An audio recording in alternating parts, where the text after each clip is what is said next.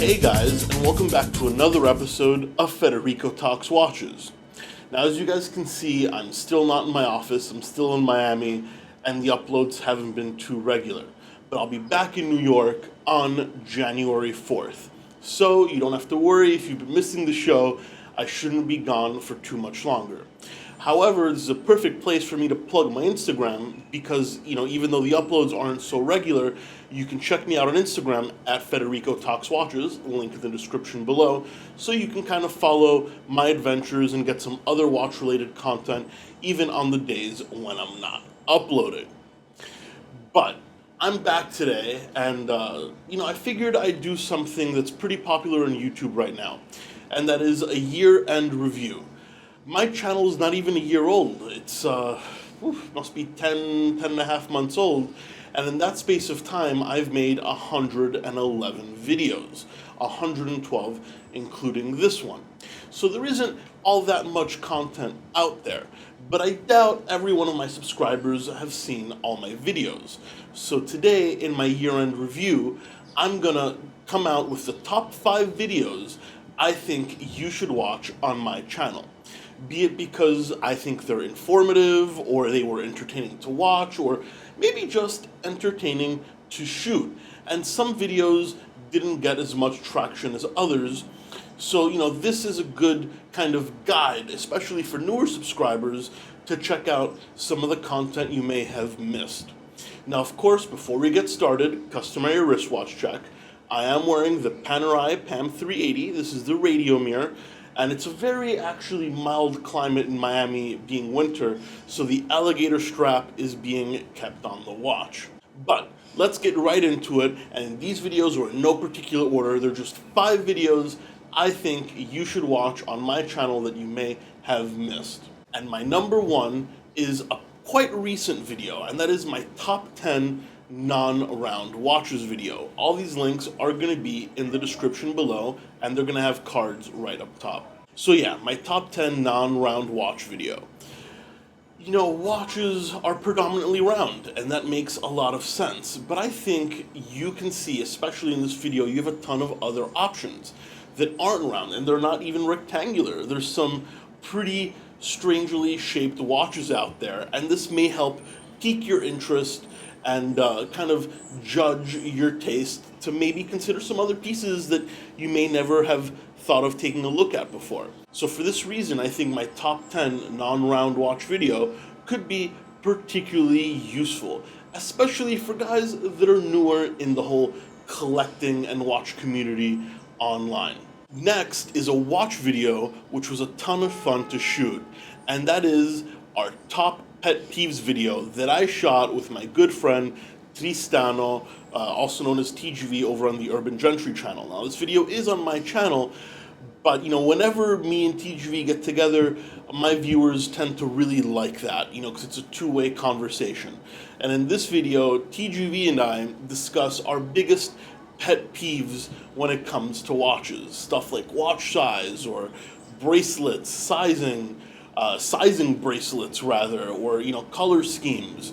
So we always try and keep the content positive, but in this video we kind of talk about our dislikes, and the video did pretty well. So if you haven't seen it, I think you might really enjoy it, and that is our watch pet peeves video.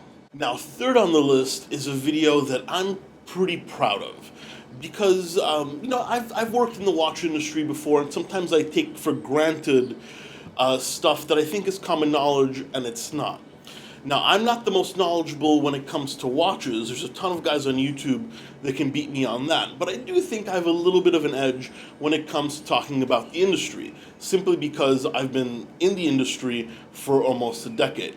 So the video I think you should watch is entitled Patek Philippe and Prestige, Business Geniuses.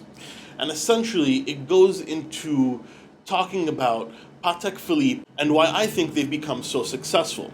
And it talks about another business practice, which I was surprised to know not a lot of people knew out there, and that is the Patek Philippe application process.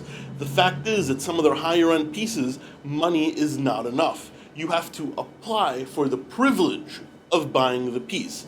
And I kind of walk you through the application process and my experience with it. some pretty interesting stuff, especially if you didn't know about it. And I've also noticed no one's really talked about it on YouTube before, so I'm actually quite proud of this video. And it's one of my older videos, so bear with me on that one, but I think you guys would really get a kick out of it. And that is Patek Philippe and Prestige Business Geniuses.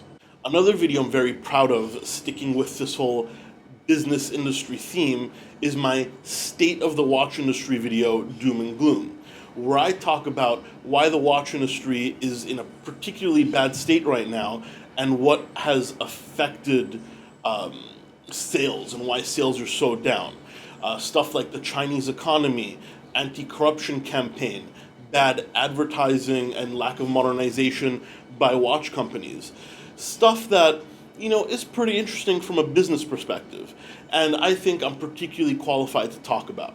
So, this is another video I'm quite proud of, and it's actually done quite well on my channel, so you may have already have seen it, but if you haven't, I definitely think you should check it out. And that is my State of the Industry video.